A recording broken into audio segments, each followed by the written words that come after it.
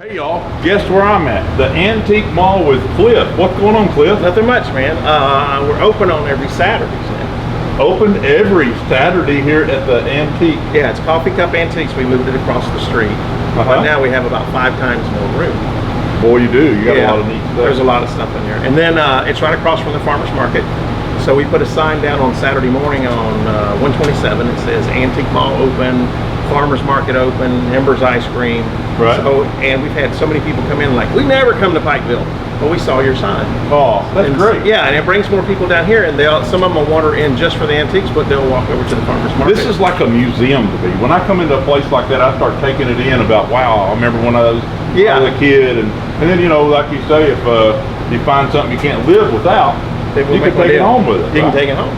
But what we do is we got a little bit of everything from odd furniture to odd pieces to some antique stuff. You got some like that. great old toys. Yeah. What about these Tonka trucks? Well, you would never be able to buy anywhere else like this. No. And I'll tell you a little story about Tonka trucks, because not everybody. All this stuff that we get in, I have no clue most of the time what it is or what it's worth and everything else like that. But now, most of the time when we sell something, it's always about 30-35% less, and you'll see it on eBay. Because we want someone to be able to come in. We have some dealers come in and buy stuff, and they go turn around and go resell it like in Dollywood or something like that. But if somebody buys something, they can go compare and know they got a good deal. We're not collectors. We're just trying to, we get it at the right price or we don't buy it, and then we move on. But the interesting thing about Tonka trucks, of course, in the beginning when me and you were kids, they were all steel. Yeah. Okay. So if you metal. Metal. And then they came along a little bit. See, these are all metal. This is metal. This metal. Right. Now these are plastic. Yeah. The little rims, but when me and you were kids, they were on. Yeah. Okay. So you'll get a metal. They were like a real rubber tire with a real metal. A little metal insert. Yeah. But anyway, as the things come along, so if you happen to come across one in your basement somewhere and it's all metal, then that's a more valuable one. This is like second generation. But so would you be saying 70s? Yeah, these are 80s? These are 70, mid 70s, like that, early 80s. But here's what happened in the trucks. They came out all metal, then they went metal and plastic. So see, this has got a plastic body, right, and a metal top. And then later on, here just a few years back, they made them all plastic, right? Because it's cheaper to make them instead of that. The problem with the all plastic ones, of course, is they don't last. Yep, they fall apart. So already the first edition plastics that they make, some of them are almost as worth as much as the ones that are 50 or 60 years old. Yeah. Because they didn't hold up. So immediately they sold 2 million of them, and now they got 20,000 left that are not broken or tore up. Yeah. So yeah, but this is a really good model because it's got the signage. So if you get one and it's in the basement, or you find it at somebody's house and it's got all the lettering and stuff like that in this working order. So I've seen cookie jars, all kind of stuff. Coffee, old-timey coffee pots, we got lamps. We got some modern furniture because we have people come in, they're always wanting a bookshelf or a dining room table or something like that. The Harley Davidson. Oh yeah, the Harley Davidson table. That's limited edition. They only made so many of them. They were all machine made. Very cool for somebody's man or shed. Right? Yeah, those are very expensive. The chairs on the internet go for $300 a piece. Oh wow, that's cool. Because they're hand. Well, they're all machined. They got the skull on them, and then even actually on the leather on the seat has Harley Davidson. So everything you got here is not really antique. Not everything is not antique because we've got signage, for people's man caves, and we got lamps, and then we've got there's a grill over there. Are you interested in this kind of stuff? Is that the reason you started doing it? Yeah, 2 reasons. One is I find it very interesting to come across stuff that you have no clue what it is. Yeah. I've come across old irons and I'm going like, what in the world was this? Right. And there was an 1880-something iron and it opened up and I'm going like, how would you iron with that? Well, it opened up so you put coal in it. Oh, wow. And you closed it and you actually ironed with the hot coals and iron. That's way before even our time. Something like this right here, what about that? Well, nobody knows what that is. Yeah. Well, that's a butter dish. This one, yeah, this one actually got some silver in it, so that makes it a little bit more model. But these were pretty well stamped out. These were in the 70s. These were the cheap person's. Nowadays you just buy a cup, Yeah. and throw it away. Yeah, throw the cup away. That's very cool. So you got some neat stuff. We got a lot of books. We got a lot of collectibles. We got. I want you to show me the stove. We'll move over to that. Okay, we're gonna go over to the stove. That's right. probably the coolest piece in here. Really? Yeah. Oh wow. Yeah. All Let's right. go look at we'll that. see you over at the stove. Bye. The old stove. Tell me something about it. Okay, well, this is pretty unique in two reasons. One is the year, and the second thing is that it hardly got used. And Really? there's a way for you to check that if you're ever going out and buy one. But this is an 1898 coal blast oven. You could put coal or little wood chips in it. You mentioned red hot that time. Oh yeah, and believe it or not, a lot of people would cook on this. There's a little spout, and it's primarily for coffee or you're making soup or something. It wasn't Right. really for that purpose, but We're if you probably in had a bedroom, maybe. perfect in a bedroom, if you had it in a 1,500 square foot bedroom, it'd probably run you out of it. Right. Because it gets so hot. Right. Especially with coal. I Yeah. remember my granny had wood and coal, so they put wood in there and get it going, of course, keep it going. Yep. And then just a little bitty piece of coal. Yes. Go run all night long. Yes. And you can see right here, this is the old style. Later in the 30s, they had the round.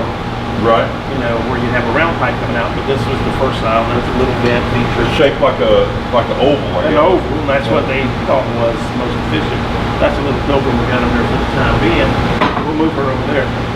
The way you check one is, you can see this is Kohl's. Now I've seen one of them on the internet once for $2,600.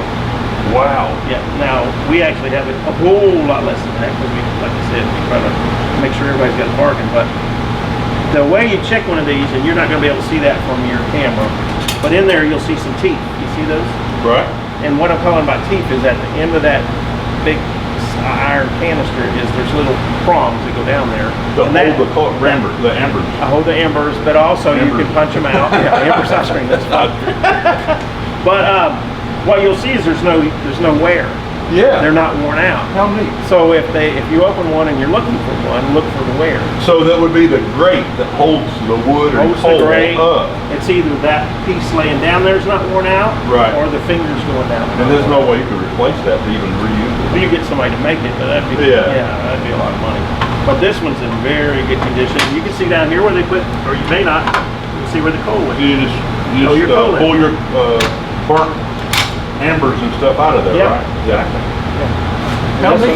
Yeah, so We that's got some really cool stuff in here. I really enjoy your time my today. pleasure. Thanks for coming over. And, Come back and will see you us. tell us when you're open, when you're closed again? We're open on Saturdays only at this time. Next year we'll do Friday and Saturday. Right. But we're open about 8 o'clock on Saturday mornings till typically 3 o'clock in the afternoon. Right. Just on Saturday. Just on Saturday. There's about a little over 4,000 square feet here now, and we're going to be adding. And you're going to add on. Yeah, we're here. thinking. Yeah, we're going to add on here more, and then across the street, we're probably going to. We've had several people come to us about wanting booths to sell their own products, so we're probably going to renovate a building we have across the street and make that Right. for booths and stuff like that. That hasn't been decided. We still got to have some meetings and stuff like that to make sure.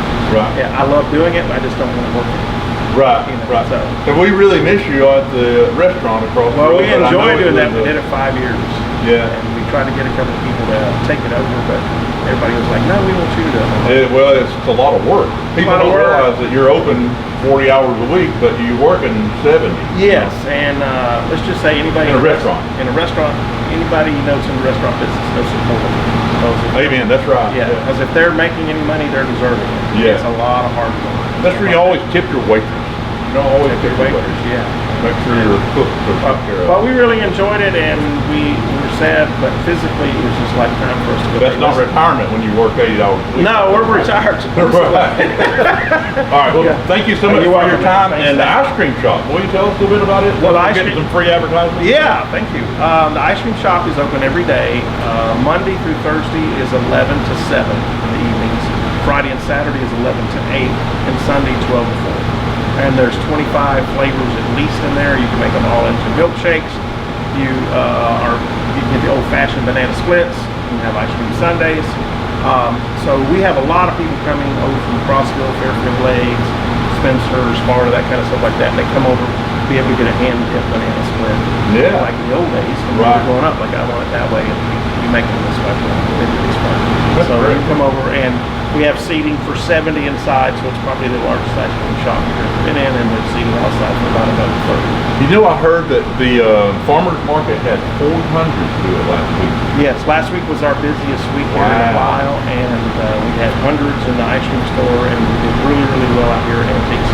And a lot of that is pulling people when there's an event, but also when I did research, trying to figure out what to do to stimulate more people coming downtown, the number one thing is antiques. Right.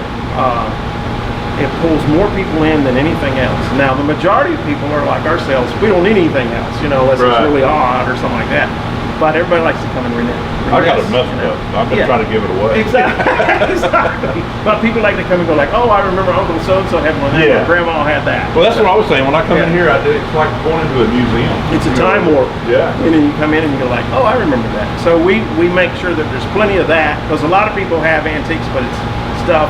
They say it's an antique shop, but it's stuff somebody bought from China. What about this fall and this winter? What are you going to be doing then, Well, we're thinking right now. Go to 127 sale. Well, 127 is coming up in 3 weeks. We'll be crazy for a week. It gets really good. We were open last year during that, and we did incredible out here in the ice cream shop. We actually, on Saturday, we did 10.5 hours nonstop.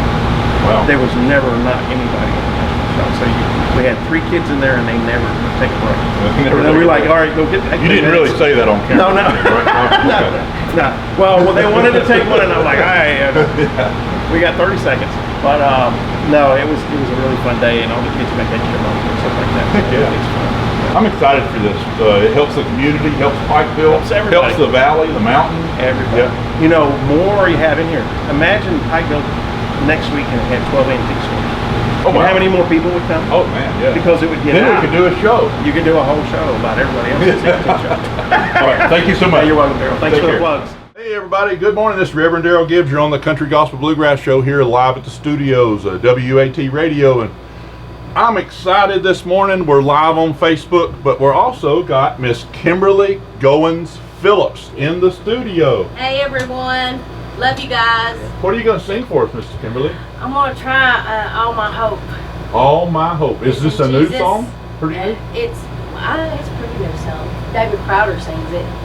Yeah. Who wrote it, I don't know who wrote it. Maybe he did. David. Yeah, David Crowder. David Crowder. Okay, and Ash. Yeah, they wrote it. Right. Man, I'm hoping you can get to the studio. I know you're a busy family and got a lot going on, and the Lord is really working in your life. But we're excited about having you here. What's your song one more time? All My Hope. All My Hope. Couldn't we put that in it, right? Huh? Yeah. All My Hope. Yeah. I got to make sure I got the right key though, so I think I did. Hope y'all can hear that okay. You can turn it up if you want to. Live at the studio. I've been held by the Savior. I felt fire from above. I've been down to the river. I ain't the same, a prodigal return. Oh, my hope is in Jesus. Thank God my yesterday's gone. All my sins are forgiven, and I've been washed by the blood. Amen. I'm no stranger to prison. I've worn shackles and I've worn chains, but I've been freed and I've been forgiven. And I'm not going back. I'll never be the same. And that's why I'm singing, oh, my hope is in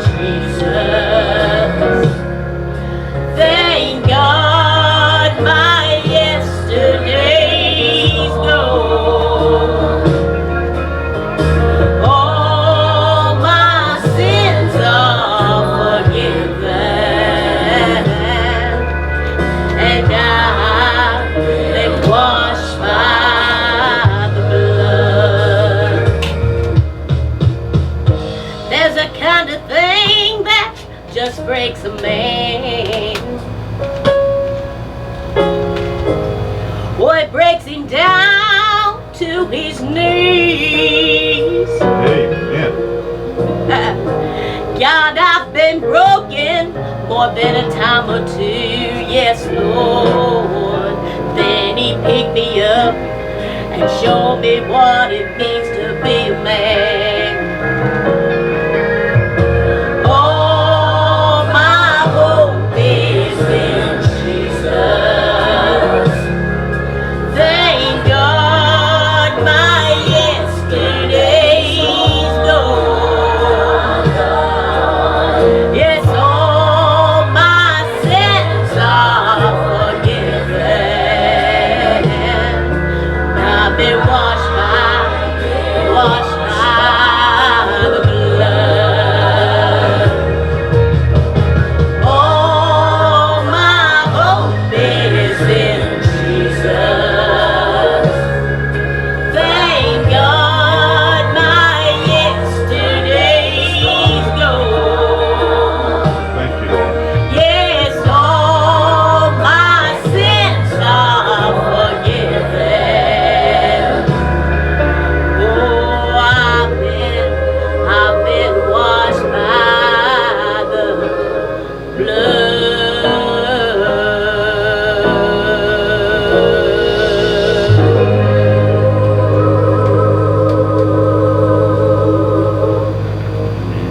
Amen. Praise Jesus. I've been washed by the blood. Yes. What does yes, that yes. mean to you guys? Means a lot to me. Wiped out, clean. Your Clean. past, It made means new. that God has forgiven you for all the mistakes and that you are saved by Jesus Christ. The things we think about and everything, isn't it? Amen. In the past, in the present, Amen. and in the future.